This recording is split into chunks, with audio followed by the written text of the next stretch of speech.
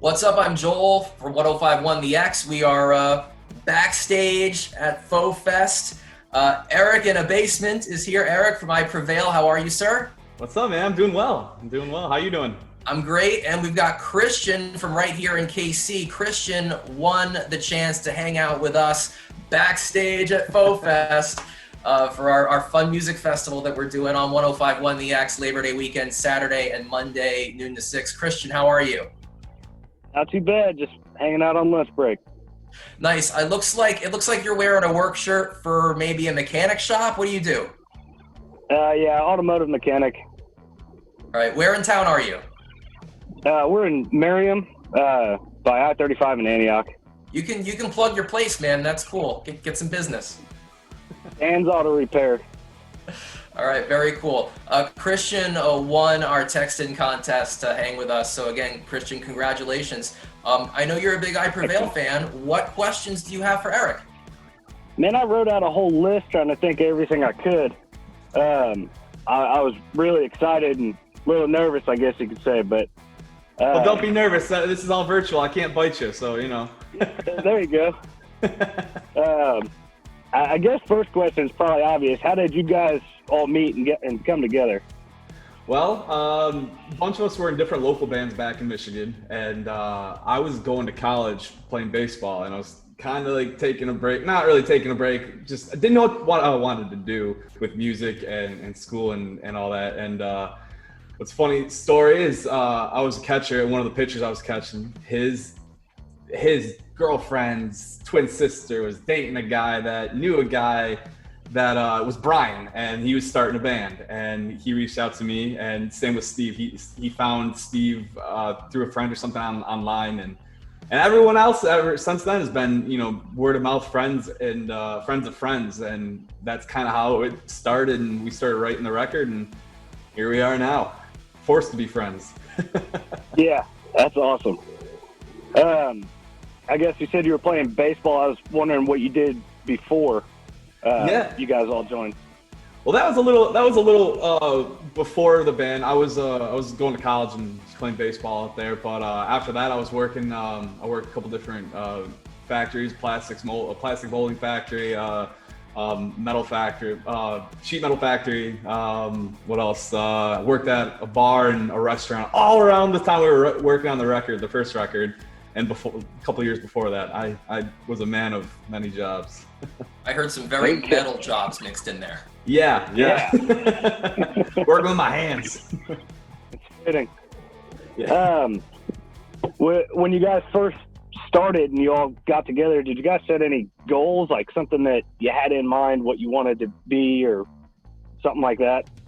Well, when we started, we each had different kind of backgrounds of what we listened to and what we were big fans of, but there was like a lot of overlap, but there was like a lot of like distant, like I'm a big metalhead and I like a lot of rap, and Brian was a rock guy, but he liked a lot of, you know, pop and top 40 stuff. And then Steve was kind of just the rock guy, and we all kind of overlapped. We're like, this is the kind of sound we want to make with, you know, that kind of ventured into all these other tastes, you know.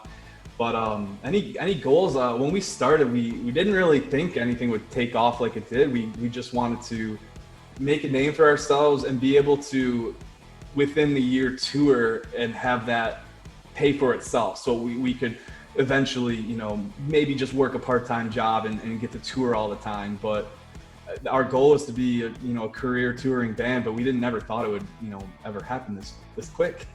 But yeah, that was really, you know, the only goals I feel like we really had. Everything else was just like the magic of it, you know, the fun part, like writing the music and planning the release and planning everything around it. So we had little goals like let's try and sell, we'll order 1,000 CDs, let's try to sell through them, and let's book a small run of a tour. But, you know, things took off past our goals, so it was pretty crazy.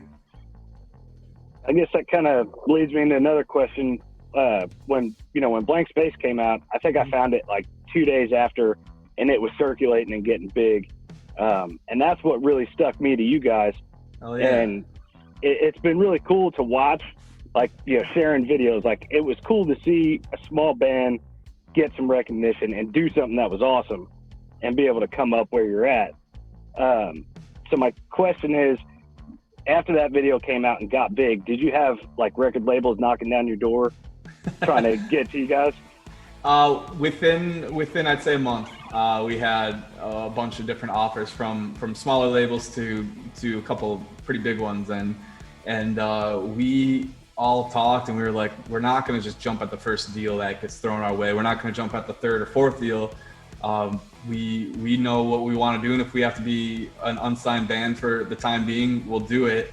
And it was a couple months, I believe, but we got an offer from Fearless that was almost too good to refuse. So we that's about the time when we signed. But yeah, it was a pretty crazy couple months, dropping out of college, working some small jobs just to pay my way. And I remember my parents having a talk with me at Thanksgiving dinner. They were saying, Eric, you need to make a decision. You need to either go back to school, or you need to get a job and work full time or more. You need to save up some money. I was like, well, we got this song coming out on Cyber Monday. Just give us a couple months, give us 6 months, and I'll show you. We've been working on something.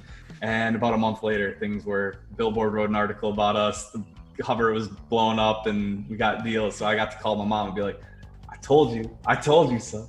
That's a good call to make, man. That makes you feel good. I know I was reading an article about you again and how you're influencing rap and heavy metal. What were, I guess, 3 bands you listened to back when you were high school or younger days, something like that? Slipknot was a huge one for me. Let's see, try narrowing it down. Slipknot made a big impact on me. Under Oath was another band that made a huge impact. And, hell yeah. And then A Day to Remember later on in high school, that record Homesick came out and really turned me onto a whole different genre of rock mixed with metals. It was a little easier to listen to, but it had those bone crushing breakdowns. So I feel like those are the major 3 in the rock world that really, I got the brutalness and the Slipknot that took me onto another path that like ended up into black metal and stuff. But then you had Under Oath, which was just, there was really heavy emotion in there, the singing and the screaming, just crazy guitar parts and crazy music sections. And then you had Day to Remember that just fused a bunch of different stuff and was real polished sounding at the time and just sounded something different. And that's kind of how I feel where my music taste definitely started and branched out from there. Did it take you a while? Have you always, because, of course, you're the scream kind of music or scream kind of vocals. Yeah. Did it take you a while to realize that you could do that, get to that? Was that always your thing? I think it was like, I'd say 13, 14 or so when I first heard, that kind of music. You hear AC/DC and Pantera, but when you started hearing like Slipknot and System of a Down, and a little bit of Under Oath was in there, and around that time when I was 13, 14, going, man, how the hell do they do that? Like, what? That is crazy. So I remember driving around my friend's car, or when I started driving myself to high school, it was, putting on the CD in this 10-minute drive to school and just screaming my face off. And it hurt a lot. And there was times I coughed up blood. But then a couple of years down the road, around senior year high school, started college, I was like a little self-conscious about it. But I was like, hey, my friend, hop in the car, and we were singing along, and I would do the heavy parts, and it's like, dude, that's really good, holy crap! And had a few friends tell me that, so I was like, well, I want to try and join a band. And a couple of local bands later led me to I Prevail, and here we are. That's awesome. I never could sing myself, but it seemed like all the people I hung out with, one of my friends, he could do the screaming thing, and I listened to him sing, and I was like, man, how do you wake up and talk the next day?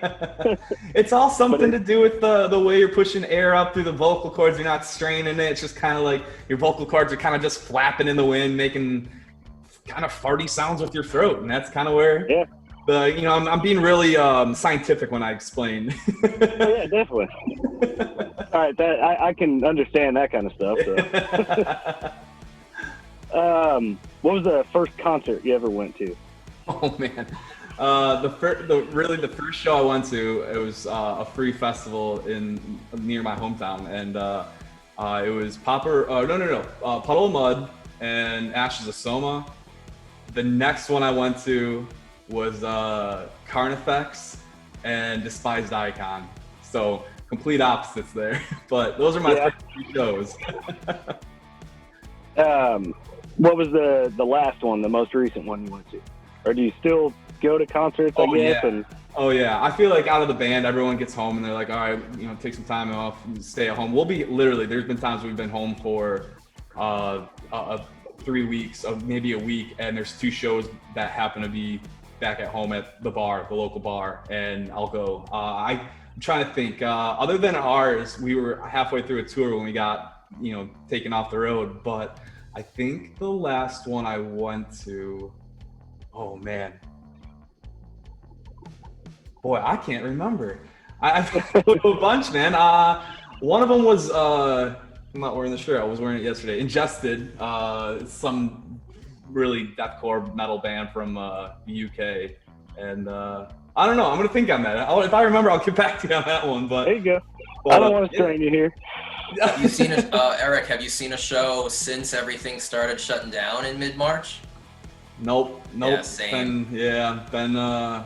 Well, if you count, there was one night we went to a bar restaurant that was open, and they had some acoustic, some guy up there jamming away, and man, that I missed it. I was just up there singing along or whatever. He was like, yeah, they're like, you're not even that drunk. I was like, I know, I just miss music.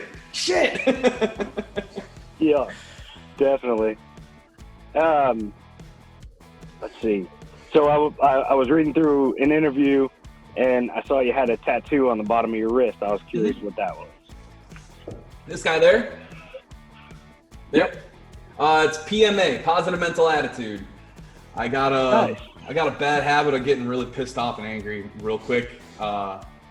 It's just, having that moment or something happens and you just dwell on it. And three days later, a week later, you meet that moment again and you realize it wasn't that big of a deal or that person didn't mean that way. And I'm harboring all this tension and anger and sometimes resentment and I shouldn't have been. It was just my fault for taking something to heart that shouldn't have been, or maybe it wasn't as big of a deal, but it's eating away at me for however long, and I need to remember to let that go. But I'm not saying that being angry is wrong. Like a lot of our music has anger in it. I think it's just for me it was just something to help remember that there's ways to channel the anger and hatred you have for something or whatever it may be. It's healthy to have that, but don't let it rot and fester inside you.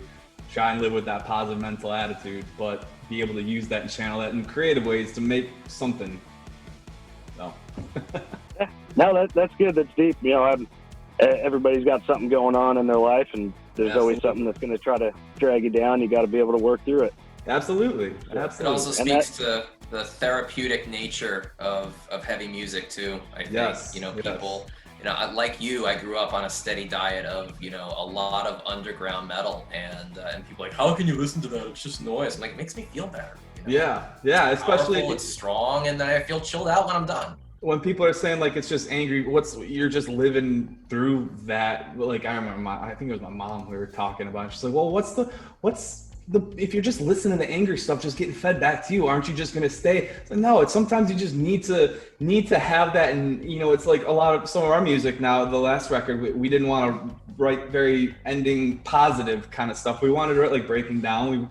It was kind of left off on a sad note, but just to know that someone else is going through the same thing you are, feeling similar similar to the way that you're feeling, it's somewhat therapeutic. It's to feel that and have that shared experience it's therapeutic. So that's kind of how I view the angriness in music. I need that release without going and beating the crap out of the neighbor. I need to listen to some black metal or something. I think that's a great note to wrap things up on. Christian, do you have anything, any last questions, any final words? Yeah, one last question. So I've been gravitating to Gasoline. There's something about that song that I can just turn it on, and like you were saying, it's therapeutic. What was the background or the leading up? What caused that song? Well, there's a couple things. I mean, Brian had some. That's the great thing about writing music is that not every song has to be about one exact thing. We can go in there and collaborate and be like, what are you feeling? What do you want to write about? And everyone kind of pitches stuff, and they hear the music. We're writing the music. We're like, oh, well, I'm really feeling it for this. And someone's like, I'm really feeling your idea. And we kind of just, whatever works. And Brian went in with the whole mentality of like everyone that was talking down on us, saying that we're just a flash in the pan. Look where we're at. Can't keep us down. Keep trying. Right. Where I was coming in was just that in that chorus, especially, is those people, but on top, all the freaking dum-dums you got on TMZ and TV and the people above you that are just telling you need to live your life this way, or just telling you, oh man, I need to go listen to some heavy stuff because I'm just thinking about it getting revved up here. But just the big middle finger to all the dum-dums in the world that just are dragging everyone else down, man. So it's just a song of hatred and anger that you feel for someone that really deserves it, and just letting it out. The only thing I didn't like about that song is it wasn't long enough, man. I get into it and I'm like, no, we need more.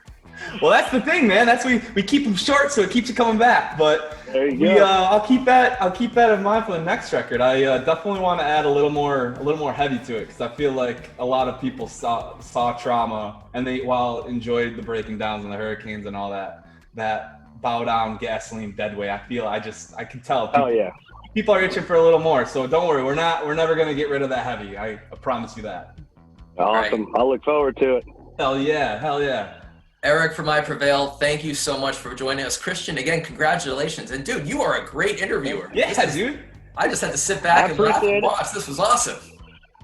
Yeah, hey man, I really appreciate the time and the opportunity and you taking the time out, Eric. This was awesome, man. I really like this. Hey, dude, no problem. Congrats, first of all.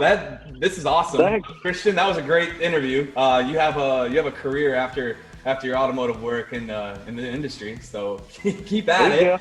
But thank you for your support, brother. I appreciate it. Keep blasting that stuff at the shop. Hey, when I hang up this, it's going on the little rack and going on the radio, man. Hell yeah, bro. Oh yeah, man. All right, everybody, please take care of yourselves. Stay safe. Yeah, you too. It was nice meeting y'all. Take care, brother. All right, bye, everybody. Thank you.